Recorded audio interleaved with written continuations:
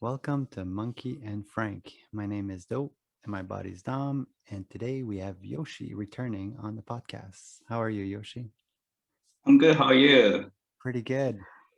Thank you for having me That's a pleasure. again. So, before we got on, you were talking to me about your perception of your ideas, your feelings on what is it going to be like after you die. So, tell me about that. Okay, so obviously there's no proof, and it's just my gut feeling. Yeah. But when you die, I don't think you remember anything from this world, at least anything too specific or concrete. But I do think that your vibration will remain here, and you will take your vibration to the other world, which is why I think focusing on your vibration in this world is the single most important thing. Well, I know that in your journey, especially, I remember, I think it was the mushroom trip that you had after Peter died, or one of those. I think it was the one after where you had, or maybe while Peter was still alive. I don't know, you tell me. But you had a nice, beautiful trip where the mushroom was showing you the vibration of abundance and money. Do you remember that trip? Yeah, I remember that. Can you tell us a little bit about that? So I don't think I did too much of it. I think it was like a 2 gram or 3 gram mushroom trip. I was just meditating and then felt, and I think I saw or felt the vibration of money and realized that money is like in the air everywhere because it's just it's just energy. So you just have to grab it. And to that effect, like it's almost like you're saying that our lives, just like hmm money, it's a unique energy, it's a unique frequency, but we can modify it in this world by our actions, our choice, our decisions. And that energy is what we're making not better, but that's the thing that we're healing, growing, I guess, for the purpose of God. Do you believe in God? Like as if that we're here for a purpose? Oh yes, Okay. I love God. Same here. Now, I really agree with what you're saying when it comes to the vibration of life and how you should, how that after you die, you're going to become one with everything. And then whatever you like, the material, you'll forget it all, right? Because when you're Yeah, one, you're not you're not thinking, you're one. So you're inside the flow. You are, you know, your vibration, but there is, like you say, like you are one, right? There's no time, there's no space, it just is. But do you think that there's a transition phase, like from when you die to when you merge into source to become, like you say, like the vibration that just, I guess, has a purpose and might be sent to be reborn to do more work or whatever? uh, between the time you die and the time you become one, or between Yeah. two lives. Well, I guess no, until you become one. Because I noticed that in people's near death experience, and especially the ones that are in a coma or out hmm of it for a long time, they start with, looking down at their body, and they are really with their thoughts. They have their emotions, as if they're really close to what they just felt just before they die. And then they see the white light, and as they cross the white light, they review their lives, right? So still they're losing a little bit of a part of themselves because now the body's gone. So you de-associate with your body, so you don't feel like you have hands anymore. You just feel this great love of God, right? And then you Yeah. you review your life with God. And then after that, from then the pool of people that experience that is smaller. But from what I gather, then at this point you start going towards either the pearly gates, or people call it like a big castle of light where all of the souls live, heaven, or sometimes whatever. But as they get closer to that pearly gate or castle or light, where all of the other lights are, and it's like your entire family's there, and it's a big reunion, and the more they go towards that, the more that you forget, yourself, because you shed all of your ego, slowly and surely. Yes. Mm-hmm. This goes away until you're just filled with this awesomeness, love of everybody, everybody you've met, everybody you've ever encountered, God, you name it. It's just like a love that is, so encompassing that you just merge into it, and then you become, and then, like you said, I think you believe, like I believe in just you are. And then whatever your vibration is going to dictate what you interact with, and then you're just going to, go onward until whatever, and that, who knows what's going to happen after, rebirth, to Mm-hmm. maybe an awakening. Maybe you're going to open up your eyes and be a god, like who freaking knows, right? But Right. yeah, but I does that resonate with you? I do, and it made me think about how, like, no matter how high or how low your frequency is, once you die and you become one with everything else, right? Yeah. So maybe when you become one, there's no such difference in high frequency or low frequency. But I think when you are ascending to the death, I, it might make a difference because you still have an ego, right? Yeah, but I do believe that your unique energy, so your soul, is unique Mm-hmm. on the other side.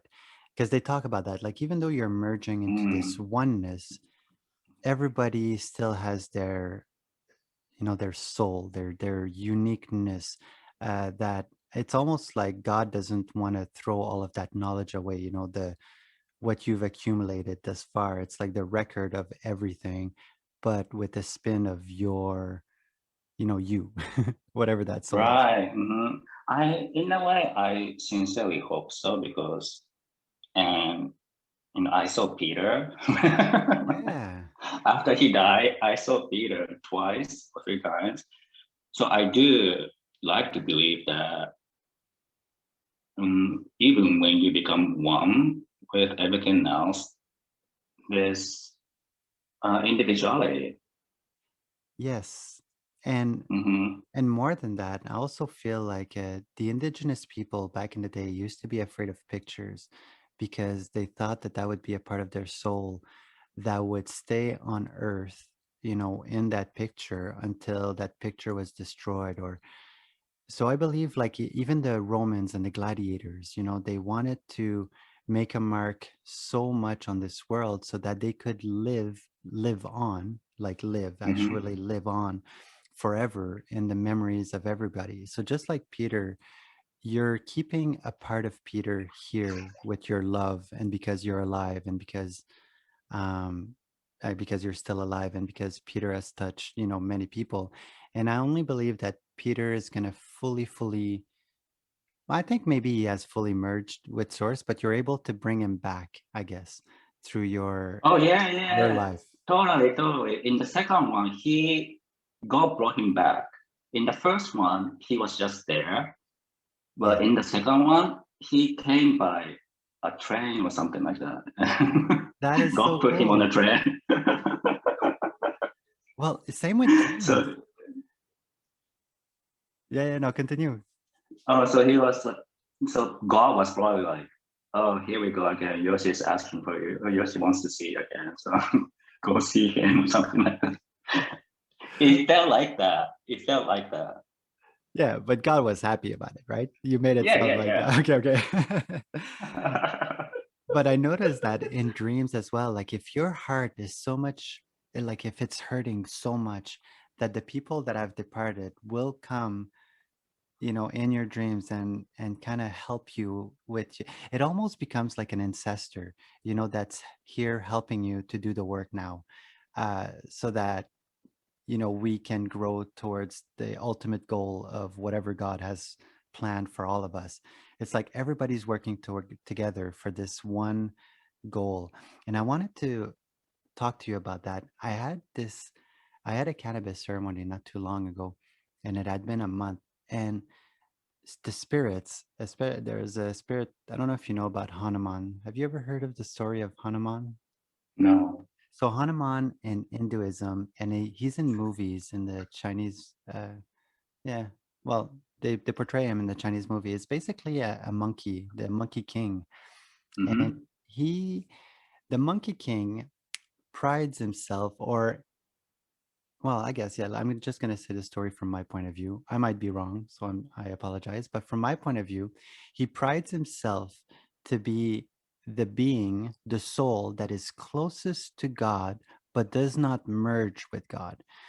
So he prides himself to be so close to God, and he wants to stay there, and he refuses to merge with God because he wants to honor, praise him, love God with all of his might, and just be there for God uh, at all time, but never merges. And often you're gonna see him as a stone, like he's a monkey in a statue because he has to be this way. Because when you're so close to God, it'd be anybody else, like us, you, me. Um, when you die, and let's say you would experience the love of God, you would want to just hug him and be part of him. Like you wouldn't want to go anywhere else but inside of him. Like you'd be like, oh my God, this feels so amazing. I just want to merge with you. But not Hanuman. Hanuman refuses to merge with God because he loves God so much that he wants to honor him forever. And during that cannabis trip, I he was in my awareness for whatever reason because he's one to he showed me that humor is one of the best medicine when it comes to the frustration of life or God or whatever. Like when you're so when you have troubles, if you use humor, you can totally turn it around with humor. You know, you can, and same with like love. But the point is that he was showing me.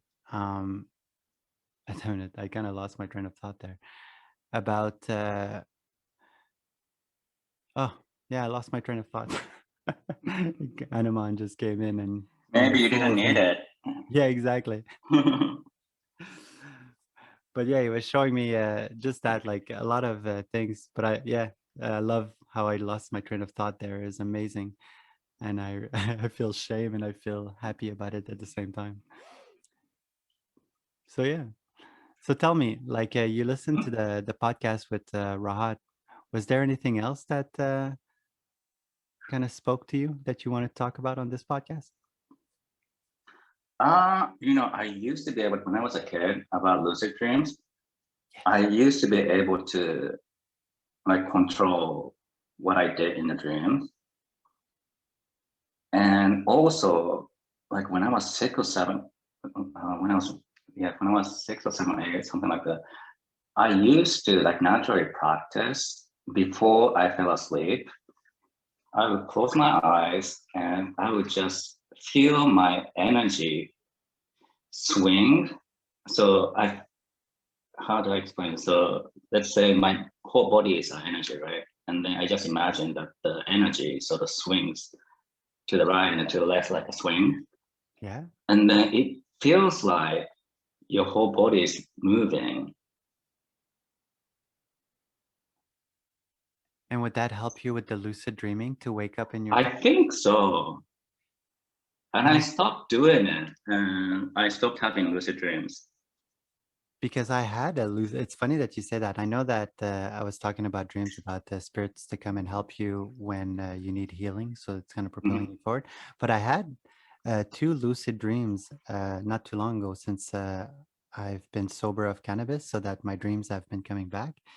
And it's really incredible on how you can like. Did you ever in your lucid dream when you would wake up at 7 or 8? What was the primary thing that you did in those dreams? Like what would you be compelled to do right away when you woke up in your dream? I don't remember.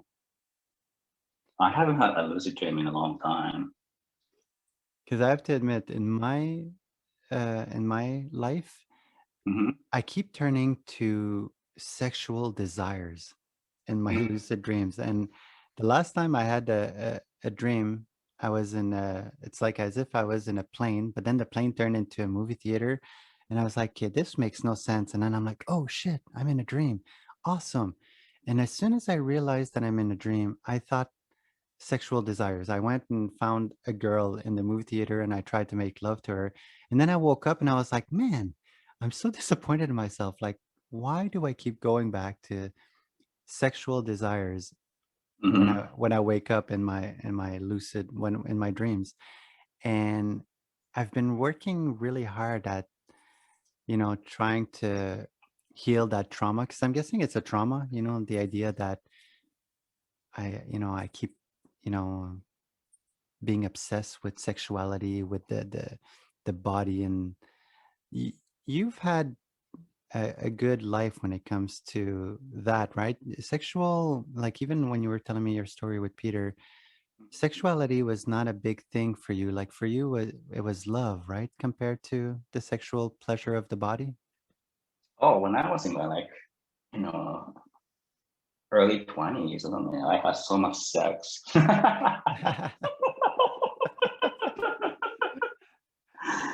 Yeah, so much sex, like every weekend. Was it, but you were doing it with the pure pleasure of life, right? It was not because you had sexual trauma from when you were younger, right? No, I don't think I ever had I wasn't molested or Yeah. anything. Yeah. See, I'm wondering if that plays a part. But as well as, but I think in my life now, I'm just going to be honest with you. I was always really insecure Mhm. in my sexual life. And I think it made it so that I never became confident, I guess. Like now that I'm older and I've got my wife, like, of course I'm confident, but it's my wife. Like, it's hard to tell. Like, am I confident? Would I be confident with a stranger? You know what I mean? Like, Mm, probably not. So how would I go about and healing that type of trauma? Like, it's baffling me. mm, I think you have to love yourself first, no? Yes, yes, and I've been like I do love my body a lot more than last year. Mm-hmm. That's for sure. I do. Um, but I am disappointed in myself. Yeah, okay, I see what you're saying. Like when I make love with my wife, often I feel disappointment because of, how can I say it? I feel disappointment because often my mind will oh man, I feel so much shame saying this, but I might as well. Sometimes I feel like I'm not finding my wife as beautiful as I should. You know what I mean? Mm, Or I'm not sexually turned on as much as I should. And there's a lot of should in my vocabulary and in my mind that's making it so awkward because I love mm, my wife like there's no tomorrow. But this thing of growing up with like models and movie stars that are just so perfect and Playboy models and, like all those magazines that just portrayed the beautiful, hot, woman, not a woman that had like two children. Like it affects the body, in so many ways. mm-hmm. Um, That's yeah, totally okay. You just have to accept yourself and say that that's okay to that I yourself. that I feel that way. Yeah.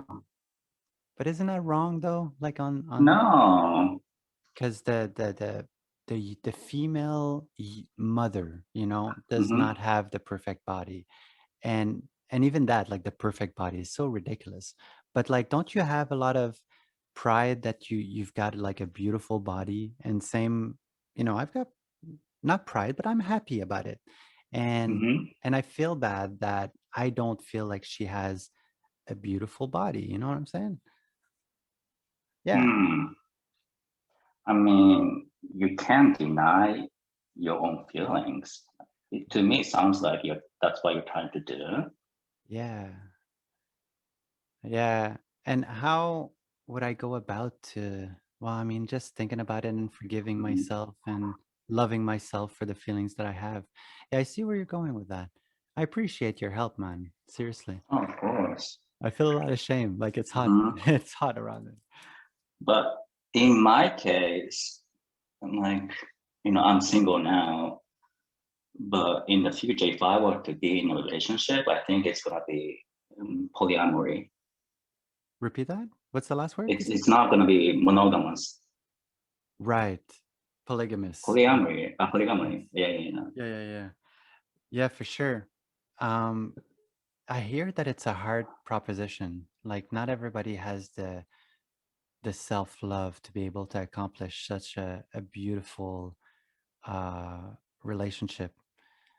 Um, No, because I've experienced the death of Peter, yeah, and in my mind, I'll always be in a relationship with him. So I'm gonna be loving Peter. At the same time, I have to love this new person, right? So in my mind, that's already not monogamous. right. But And so would you go and have multiple partners though? I think Like, I'll be able to love multiple partners. Yes. wow. And to find somebody that has the same kind of vibration as you, do you think it's Mhm. going to be difficult I don't think so. No. because you attract kind of the same energy as you are, right? Often that's Yeah.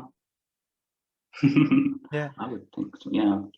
And you live in New York, you know? That's amazing. It's I don't know. That might make things more difficult. Yeah, but it is, I do feel like if one is able to achieve it, it is a higher frequency than a monogamy relationship because then you're really just into the frequency of love, right?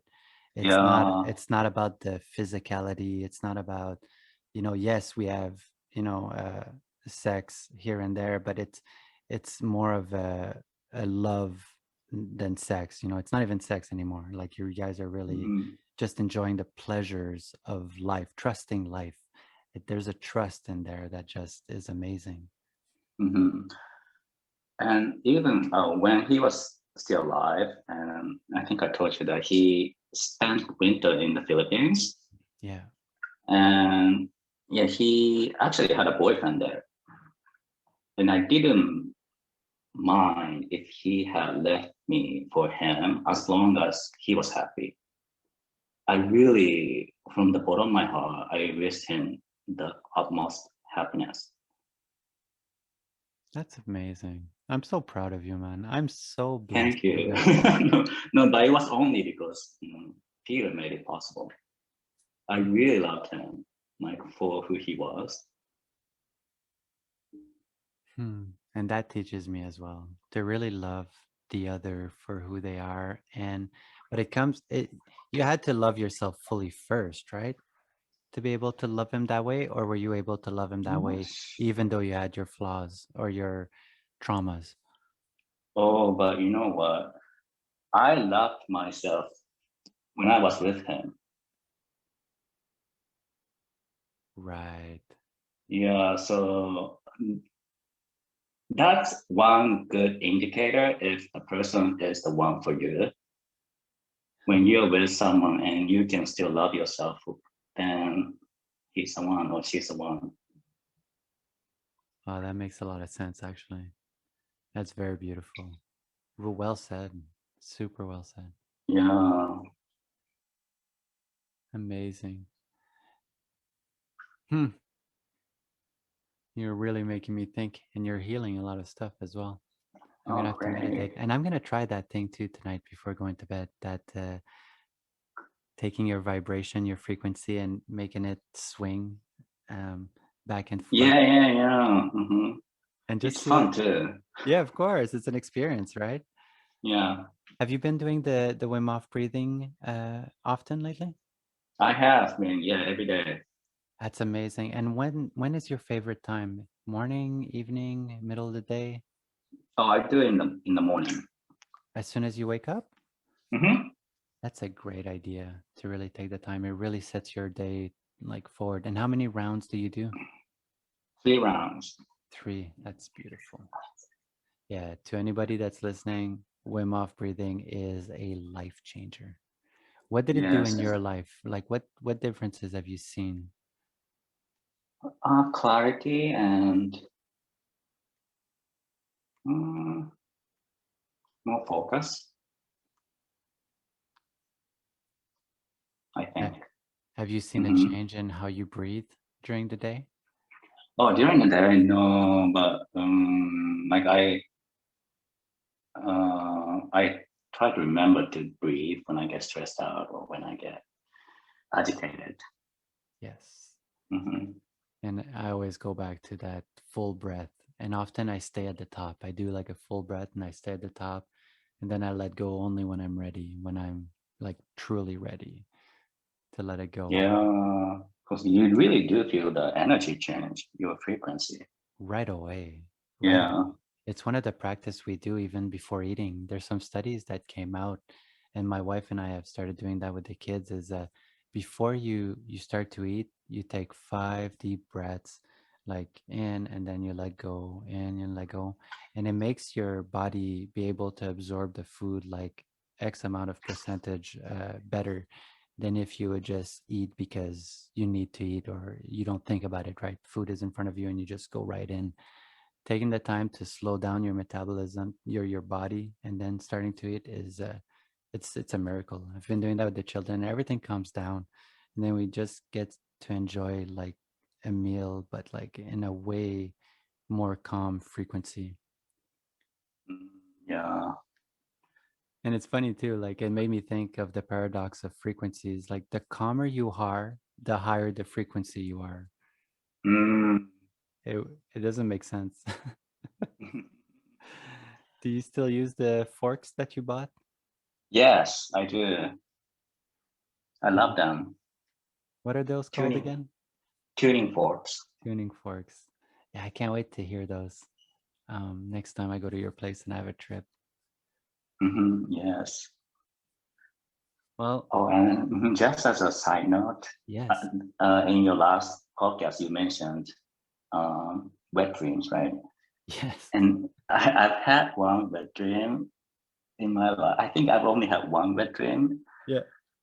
And the dream was that I was fucking a woman and she was on top of me, but I couldn't see her face, so I couldn't tell who she was. But I was fucking and fucking, and then I came, and then I saw her face. And it was my mom. Oh my god. That's awesome. That is awesome. Oh my god. What did that My, represent? When was that? oh, when I was 13, 14, something like that. And were you angry at your mom at that time? Yes.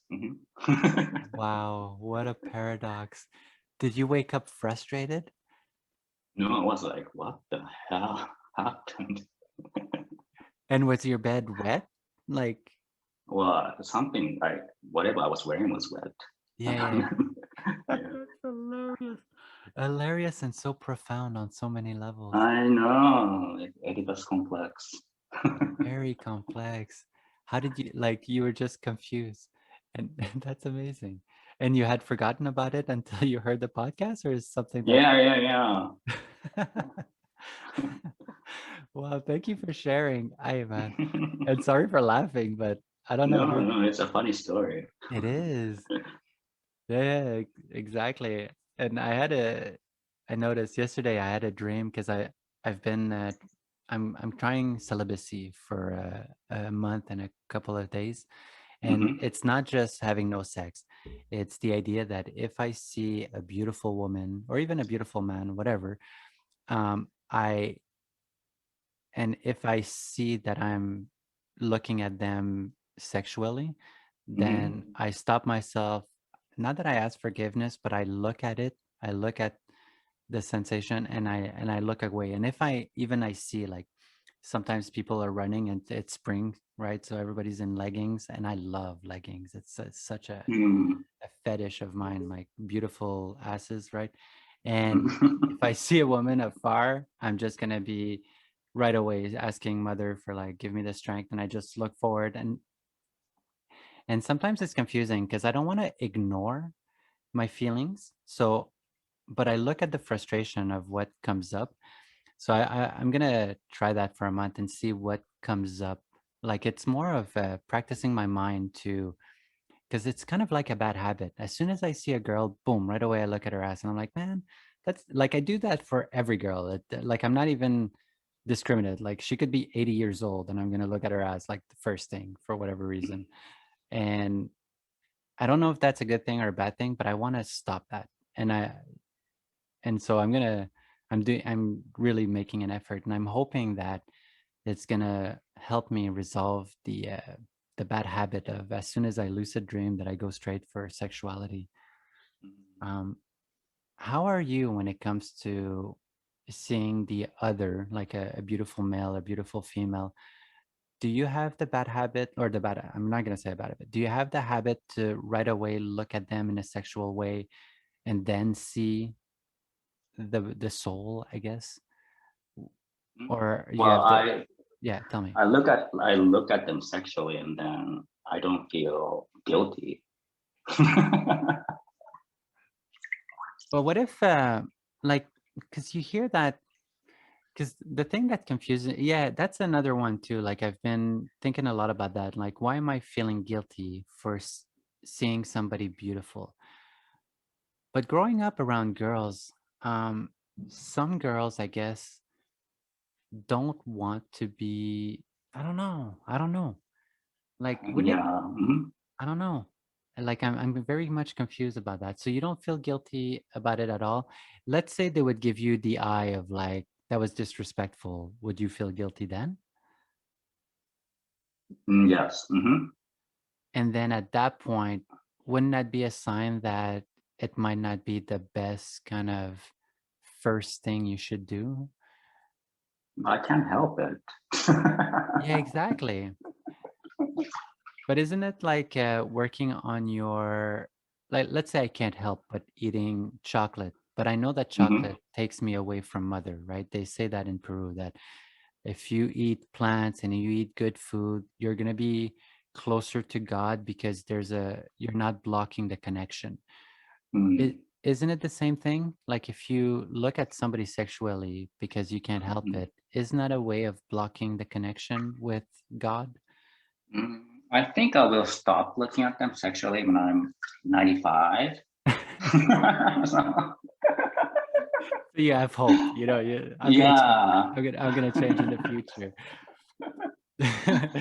Yeah, but anyways, because the one thing that really drives me crazy is that um just the lucid dream part. Like I really want to do work. Like imagine being like a wizard and you dream. You wake up in your dream, and then you're like, hey, you're already in the dream world, and you start thinking of Mother of God.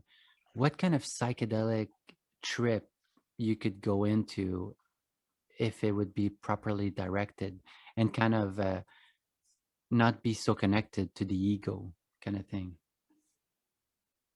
What kind of psychedelic? I'm sorry, what? So I'm hoping that one day if I lucid dream and I think of God and I say, like, let's say I wake up in my dream and I'm Mhm. like, all right, I want to do some work right now in healing, whatever it be, work, spiritual work. I hear, I mean, I've never read this, but I've got this great feeling that, and I think they talked about it in Peru, that the dream world can be as powerful as ayahuasca or a mushroom trip Mm. or, Mhm. any type of psychedelic. Isn't that something that makes you curious? Imagine if you can do work in the waking world and the dream world. How epic, how much healing you could do for your ancestors, for yourself, for everybody around you. Oh yeah, totally. And even like access like the frequency of abundance to any frequency of honor of. So anyways, that's the reason why I'm doing this thing, the reason why I guess I feel bad as well for Mm. having that as my first instinct when I looked at another human being, because I see it in my dream world. Like right away I go to sex. I'm like, Jesus, what are you doing?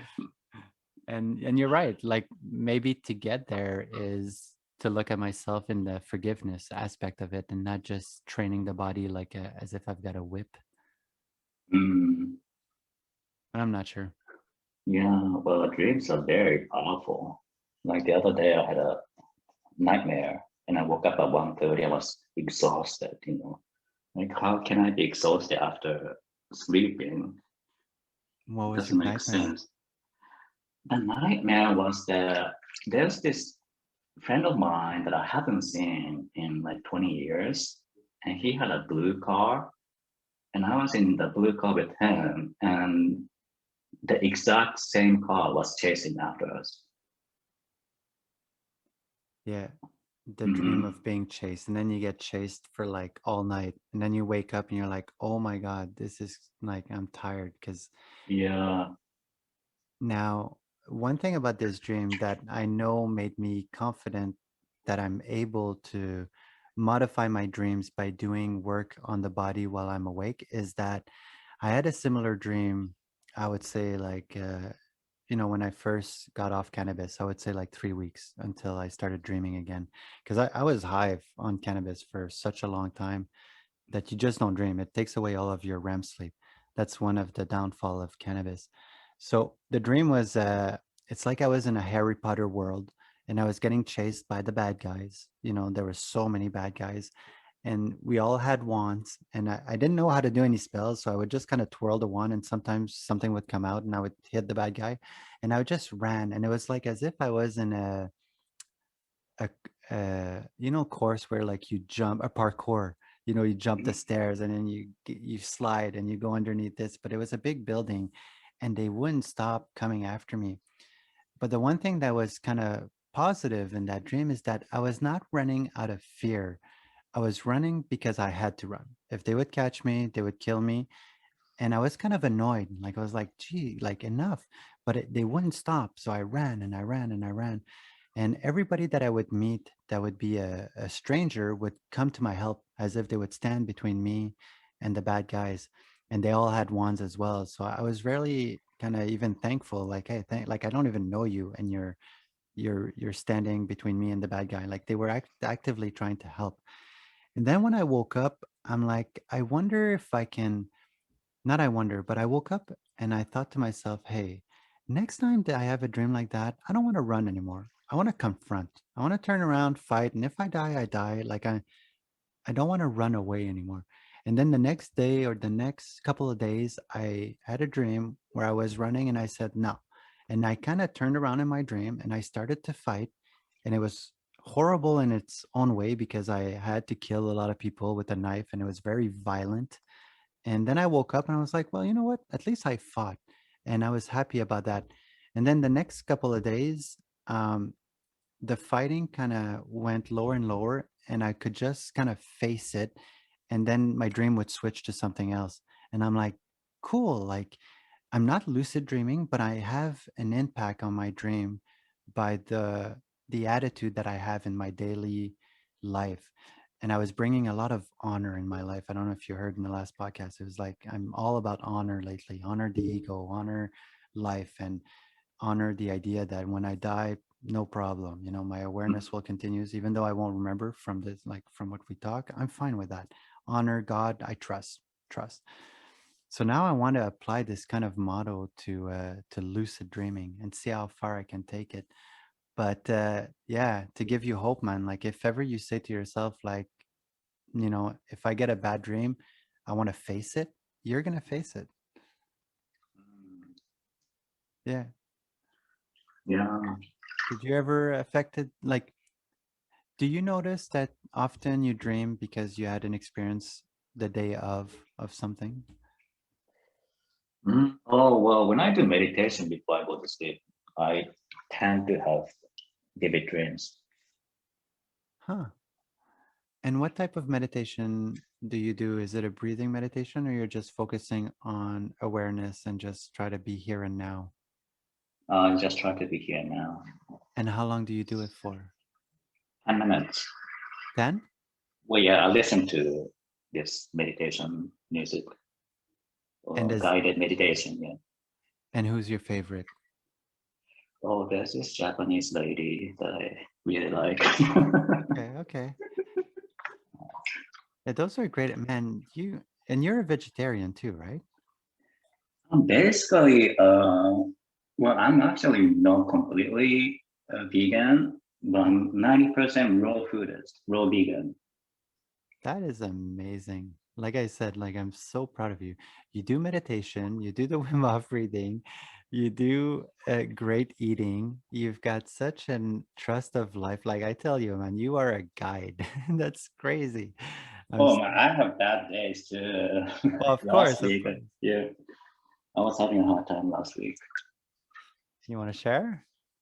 I don't remember honestly. That's perfect. There you go. That's, that's amazing. Mhm. Yeah, I Well, don't my know why. that's amazing. I actually, I think I'm gonna talk about like my brother. See, he was a gambling addict, and he has a debt of 35,000, and I had to give him that money. So now I have no money on my bank account. But then it sort of feels good. It feels good to have like no money. Tell me more. No, because it's like it just feels freer in a way. Like I just didn't need the money. It was just sitting on my bank account for my brother to use, I guess. Yeah. And just so that I share with the people as well, like you have the most simplest apartment. Like it's New York, small, white walls. Like I love it so much. It was so like such a pure kind of minimalist living. And Yeah, because you don't really need so much stuff. And I realized even with clothes, like I wear the same clothes almost every day. And there's like, shirts and sweaters that I don't wear at all. Like, why are they here if I'm not wearing them? yeah, I love So I it. want to get rid of more stuff. And yeah, no, it's you really inspire me. It's like you're living that part of me that is longing for that type of life. But I have to accept where I am. Like the here and now, I can't change. And like I don't want to change it. Like I've got beautiful children, I've got a wife. She has her way of living. My children have a way of living, and it just is. And Mhm. the more I surrender, the less like the happier I am just to be accepting of what is. Like same with you. Like my brother took all my money. It is what it is, but really it's a blessing by the way you look at it. You know, it's just Yeah, because it doesn't make a difference in my life. That 35,000, it didn't make a difference in my life. and you know, I'm under the belief as well that when you give freely, like you're just gonna receive it so much more. So the less you care about money, the more you're gonna be abundant in money. And it's I mean, that's just my Oh, philosophy. I'm really looking forward to how, like, if I were to go on a trip or something, and if I need the money, I think the money will come from somewhere. Yeah. And I'm more looking forward to that than like using the 35,000 that I had. Yeah. Looking forward for the magic that's gonna Yeah, happen. yeah, yeah. Yeah, exactly. I love that's a great way of living. When you look at every corner at like, okay, whatever's going on right now seems shitty, but I can't wait to see the magic that's gonna pop out of it because life is magic, straight up. And Yeah. the more you live it, the more you experience this. And it's really cool to live. Mhm. No, So I agree. mentally, I'm in a better state now than when I did when I had the money. Yeah. And plus, you were telling me as well that through that action, you created a relationship with your brother that you never had before. Yeah, exactly. Like I was never close to my brother growing up or even as an adult. And now we have, something that we have to deal with. And he has to be more open, and I have to be more open. And I think that's what life is about, more than owning something or accomplishing something. A It's hundred percent. about, yeah, it's about growing up and learning. Yes. Yeah, I've been not failing, but I've been having trouble trying to see the magic in what's going on in my life because it's a big paradox. Like we're trying to sell the house, right? Because we're trying to sell the house so that we could get a new house, a bigger house or whatever. And in my world, I'm more like you know, I feel kind of shitty in a way of upgrading my house because I'm going to be taking more land, more destruction, more death of insects and wildlife and, you know, land in general. And and I know that if I because I need to go through this, you know, there must be a reason why I'm going through this.